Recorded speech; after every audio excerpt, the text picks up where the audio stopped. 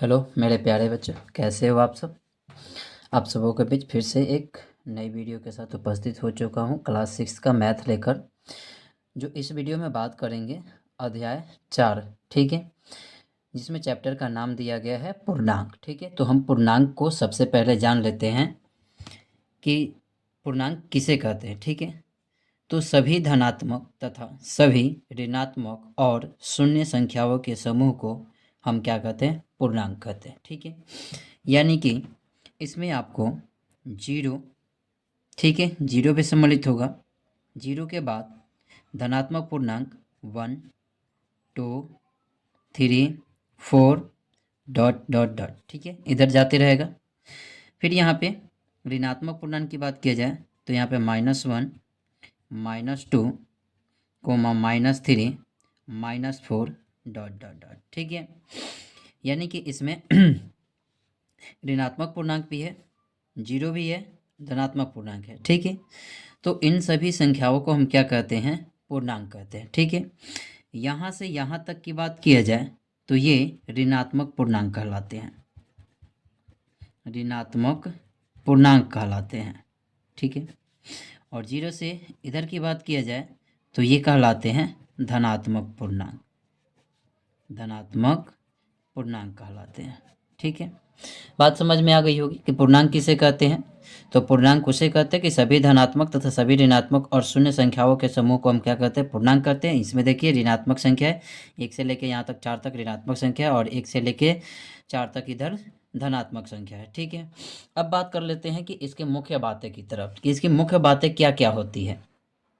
मुख्य बातें की तरफ देखें हम, तो पहला जो बात कहता है कि प्रत्येक धनात्मक पूर्णांक होता है प्रत्येक ऋणात्मक पूर्णांक से बड़ा होता है। ठीक है, यानी कि यहाँ पे समझ लेते हैं, प्रत्येक धनात्मक पूर्णांक 4 जो है वह -8 से क्या है, बड़ा है।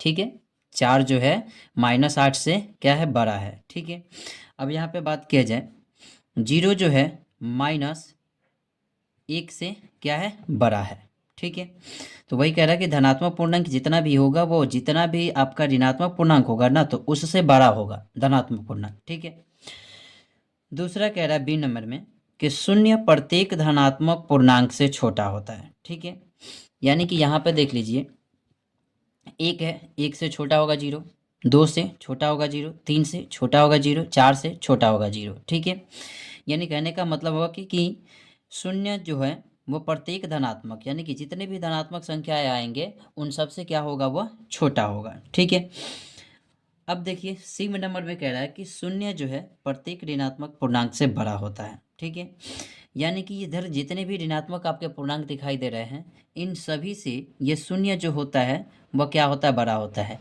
लेकिन इस धनात्मक से क्या होता है, छोटा। याद रखना होगा, ऋणात्मक से शून्य बड़ा होता है और धनात्मक से छोटा होता है। ठीक है, अब यहाँ पे डी नंबर में कहा गया है कि शून्य न तो ऋणात्मक और ना ही धनात्मक पूर्णांक है। ठीक है, शून्य जो होता है ना तो ऋणात्मक होता है और ना ही धनात्मक होता है। ठीक है, वो दोनों में से किसी में गिनती नहीं आता है। ई नंबर में बात किया जाए यहाँ पे, तो कोई संख्या शून्य से जितनी अधिक ऊपर होती है वह शून्य से उतना ही बड़ा होगा। ठीक है, यानी कि मान लीजिए कि ये शून्य है, ठीक है, इसके ऊपर बढ़ते जाइए, तो इसके ऊपर जब बढ़िएगा तो +1 कीजिएगा, +2 कीजिएगा, तो जितना ऊपर बढ़िएगा तो अब क्या होगा, शून्य से सभी संख्या क्या होगी, बड़ी होगी। अब जितना इधर नीचे जाइएगा तो -1 -2 क्या हो जाएगी, नीचे, यानी कि कम होती जाएगी। तो यहाँ पे कहा गया कि कोई भी संख्या शून्य से जितनी अधिक ऊपर होती है वह शून्य से उतनी ही बड़ी होती। ठीक है, और यहाँ पे कहा गया एफ में कि कोई संख्या शून्य से जितनी अधिक नीचे होगी वह शून्य से उतनी ही छोटी होगी। ठीक है, ये बात समझ में आ गई है। तो ये कुछ मुख्य बातें था पूर्णांक को लेकर, जो आपको क्या करना है, याद रखना है। ठीक है, ताकि ये ऑब्जेक्टिव पे अगर पूछा जाए, ऑब्जेक्टिव के तौर पे पूछा जाए तो आराम से आप बना सकते हैं। ठीक है, तो चलते हैं एक्सरसाइज की तरफ। एक्सरसाइज जो है हमारा प्रश्नावली 4.1। तो 4.1 में कह रहा है पहला क्वेश्चन कि निम्नलिखित में प्रयुक्त हुई संख्याओं को उचित चिन्ह लगाकर पूर्णांकों के रूप में लिखिए। ठीक है, यानी कि उचित चिन्ह लगाना है, यानी कि प्लस और माइनस का, धनात्मक और ऋणात्मक का चिन्ह लगाकर इसको पढ़ना है और उसमें लगा के लिख देनी है। ठीक है, तो यहाँ पे कह रहा है कि पारा जो है 0 से 4 डिग्री सी नीचे जाता है, 4 डिग्री सी नीचे। अभी आपको हम बताए थे कि 0 से अगर नीचे जाएंगे तो वो माइनस में आ जाएगा, माइनस में आएगा ना, ठीक है।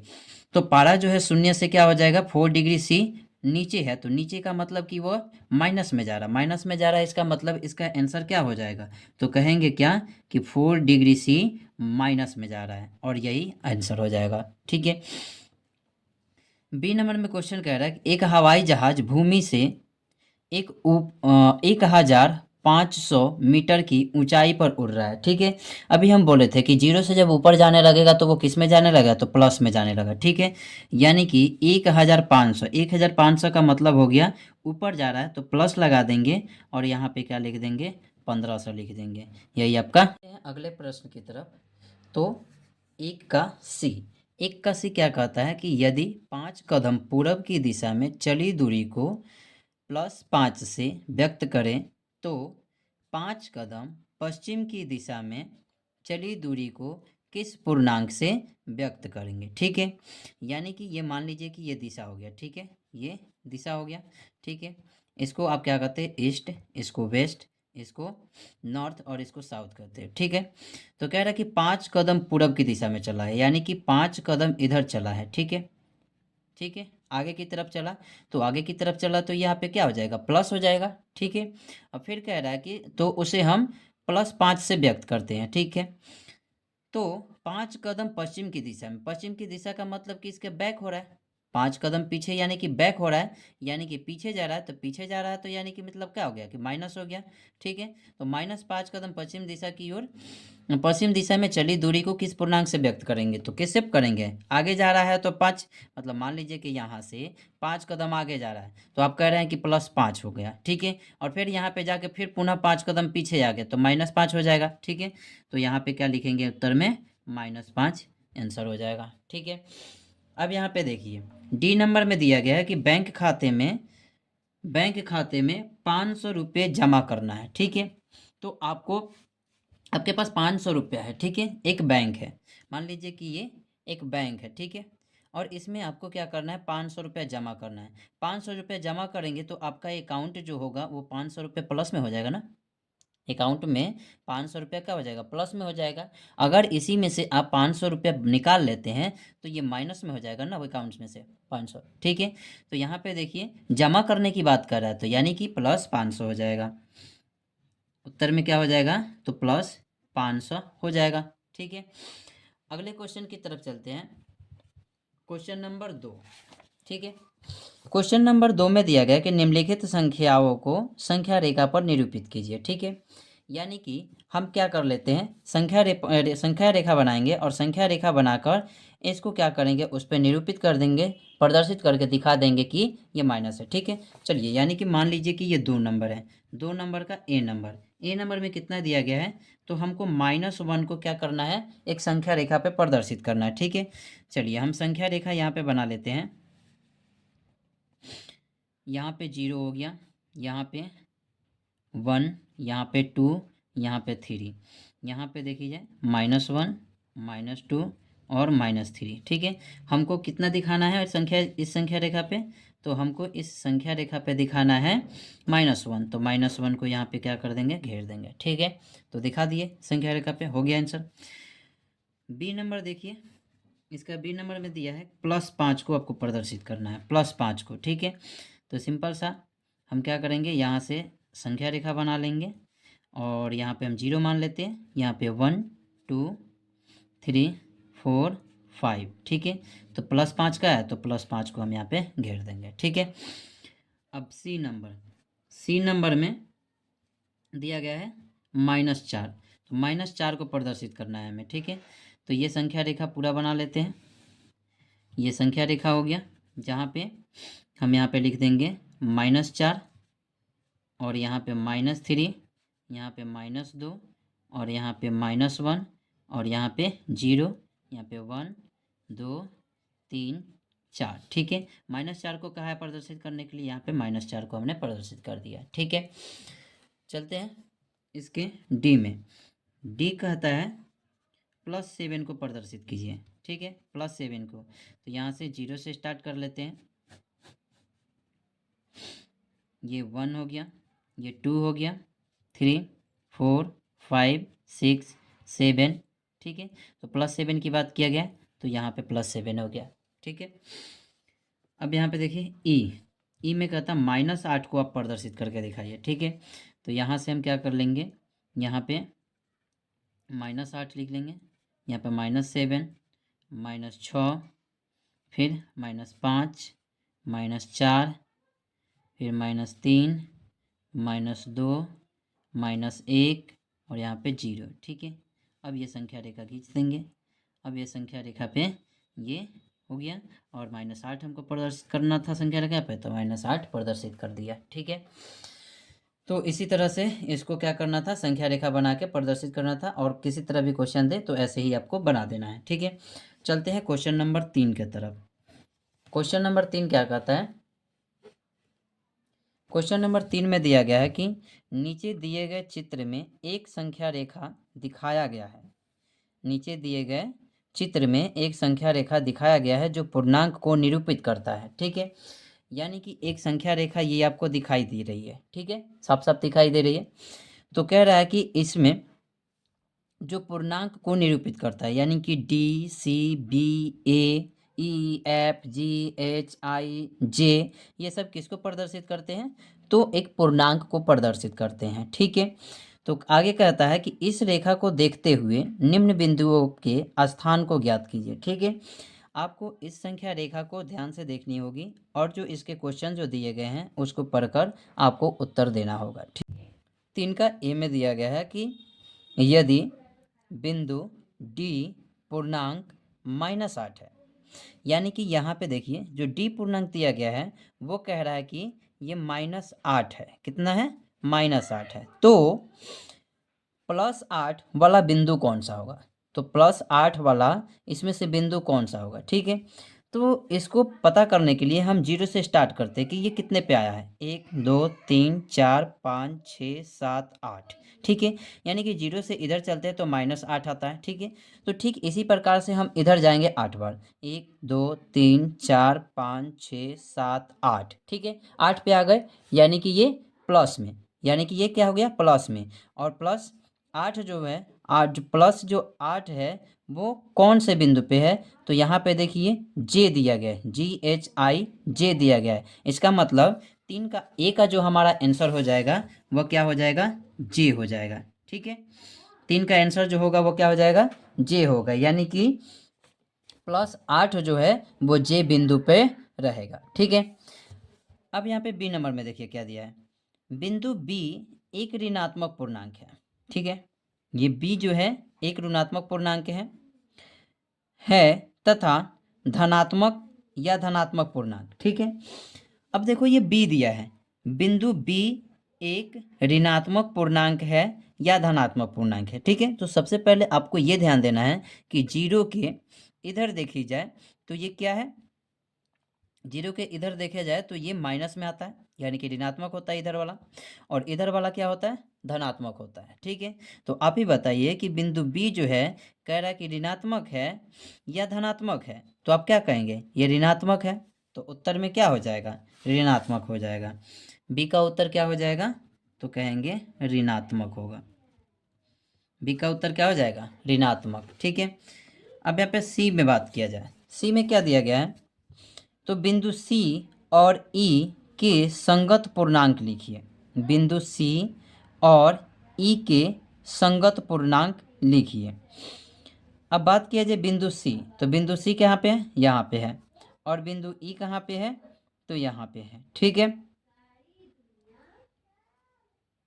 सी नंबर में कहता है कि बिंदु सी और ई के संगत पूर्णांक को लिखिए, ठीक है। तो बिंदु सी, तो यहाँ से 0 से आप गिनिए कि बिंदु सी जो आता है वो किस पे आ रहा है, तो यहाँ पे 1 2 3 4 5 6, यानी कि -6 पे आ रहा है, ठीक है। और ई जो आ रहा है वो 0 के बाद 1 पे आ रहा है, यानी कि +1 पे आ रहा है, ठीक है। तो बिंदु सी और ई का संगत पूर्णांक, बिंदु सी और ई का संगत पूर्णांक क्या क्या हो जाएगा, तो अभी आपको पता है कि सी पर -6 और ई पर -1, यानी कि -1 पे, यानी कि -6 पे सी है और तथा +1 पे क्या है, ई है। तो यही हो गया संगत। ठीक है, अब बात करते हैं डी। डी में क्या कह रहा है, तो डी में दिया गया है कि इस संख्या रेखा पर अंकित बिंदुओं में से किसका मान सबसे कम है। तो यहाँ पे देखिए ये संख्या जो रेखा दिया गया है, तो यहाँ पे देखिए +8 है, सबसे ज़्यादा है। 0 जो है इस ऋणात्मक मान से बड़ा होता है। ठीक है, तो यहाँ पे चलते जाइए तो यहाँ पे सबसे कम की बात किया जाए तो कौन है, -8 है। ठीक है, तो उत्तर में क्या हो जाएगा, -8 जो है वो सबसे कम है। ठीक है, अब इसी का ई की बात किया जाए, ई नंबर में क्या दिया गया है, तो सभी बिंदुओं को उनके मानों को घटते क्रम में लिखिए। सभी बिंदुओं के मानों को उनके घटते क्रम में लिखिए। तो जे जो है +8 पे है, तो जे के बाद कौन आएगा, आई आएगा, आई के बाद एच आएगा। तो इधर से सब चलते जाएंगे, डी तक चलते जाएंगे तो ये घटते क्रम में हो जाएगा, यानी कि -8 की तरफ आ जाएगा, तो घटते क्रम में आ जाएगा। ठीक है, तो क्या क्या हम लिखेंगे इसमें, ई में उत्तर जे हो जाएगा, आई हो जाएगा, एच हो जाएगा, जी, एफ, ई होगा, उसके बाद ए होगा, ए के बाद बी हो जाएगा, बी के बाद सी होगा, सी के बाद डी हो जाएगा। ठीक है, तो ये सभी संख्याएं हो गए, ये सभी पॉइंट हो गए जो क्या हो गए, घटते क्रम में लिख दिया गया। ठीक है, अब चलते हैं 4 नंबर क्वेश्चन की तरफ।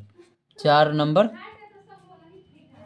नंबर क्वेश्चन जो दिया गया है, निम्नलिखित युग्मों में कौन सी संख्या रेखा पर दाईं ओर स्थित है। ठीक है, 4 नंबर में क्वेश्चन में कह रहा है कि निम्नलिखित युग्म, यानी कि ये 2 युग्म देखिए, युग्म का मतलब होता है जोड़ा, यानी कि 2 जोड़ा दिया गया है और पूछा गया है कि कौन सी संख्या रेखा पर दाईं ओर स्थित है। ठीक है, कौन सी संख्या रेखा पर दाईं ओर स्थित है। ठीक है, तो यहाँ पे सिंपल सा क्या कर लेंगे हम एक संख्या रेखा को तैयार कर लेंगे।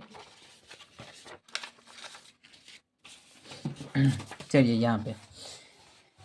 यहाँ पे देख लीजिए, एक संख्या रेखा को हमने बना लिया। ठीक है, बड़ी सी, और यहाँ पे 0 लिख दिया, इधर 1 हो गया, इधर 2 3 4 5 6, आगे बढ़ जाते हैं, 7 हो गया, 8 हो गया, इधर -1 -2 -3 -4 -5 -6, और यहाँ पे -7 और यहाँ पे -8। ठीक है, तो ये आपका क्या हो गया, संख्या रेखा हो गया। ठीक है, और इसी के आधार पे, इसी पे हम क्या करेंगे, इस संख्या को देखेंगे। ठीक है, यानी कि ए नंबर में दिया गया है, ए नंबर में दिया गया 3 और 7। ठीक है, ए नंबर की बात किया जाए तो ए नंबर में कितना दिया गया, 3 और 7। तो पूछा गया है कि इस युग्म में से कौन सी संख्या है जो दाईं ओर स्थित है, कौन सी संख्या है जो दाईं ओर स्थित है। ठीक है, तो आप यहाँ पे देखिए 3 और 7 दिया गया है, तो 3 यहाँ पे है। ठीक है, और 7 किधर है, यहाँ पे है। ठीक है, यानी कि 3 यहाँ पे बैठा है, तो 3 के बात किया जाए, 3 के दाईं ओर कौन है, तो 3 के दाईं ओर 7 है। क्या है, 3 के दाईं ओर क्या दिखाई दे रहा है, ठीक है, तो 7 दिखाई दे रहा है। 3 के दाईं ओर कौन दिखाई दे रहा है, 7 दिखाई दे रहा है। ठीक है, ठीक है, तो हम उसका उत्तर कैसे लिखेंगे, तो ऐसे लिखेंगे, 7 संख्या रेखा पर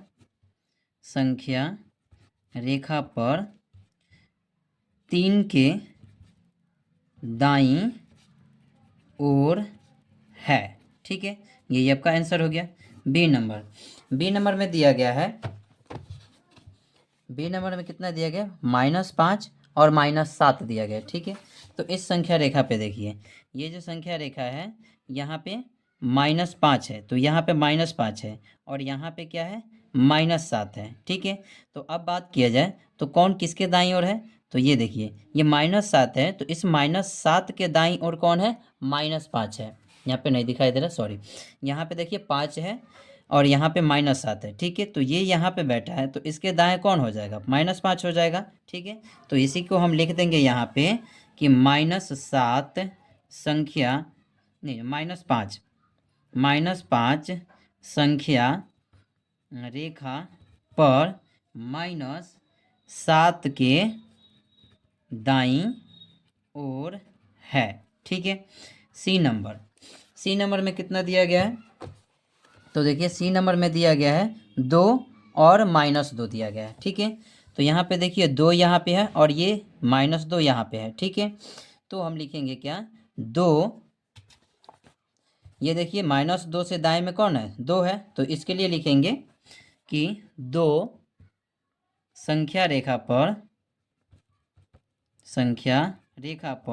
-2 के दाईं ओर है। ठीक है, डी में क्या दिया गया है? तो डी में दिया गया है संख्या -12 और -11 दिया गया, -12 और -11। ठीक है, तो ये मान लीजिए संख्या रेखा है, तो इधर आपका क्या जाएगा, -12 आ जाएगा। ठीक है, और 11 किधर जाएगा, इधर जाएगा। ठीक है, तो क्या लिखेंगे हम, 11 संख्या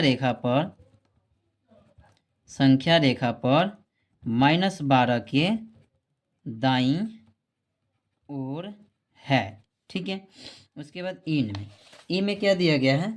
तो ई में दिया गया है -5 और -8। ठीक है, यहाँ पे देखिए संख्या रेखा में ये है -5 और यहाँ पे -8 है, तो ये -8 के दाएं में कौन है, -5। ठीक है, तो यहीं पे हम लिख देंगे कि -5 संख्या रेखा पर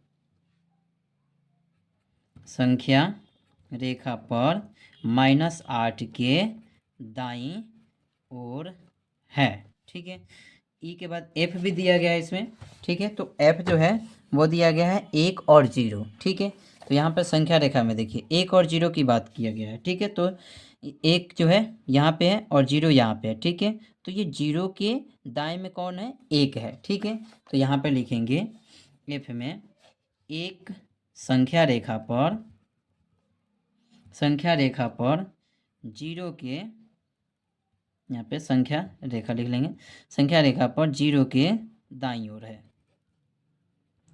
ओर है। ठीक है, तो आज के वीडियो में इतना ही, और बाकी जो क्वेश्चन है 4 से आगे वो अगले वीडियो में कवर कर देंगे।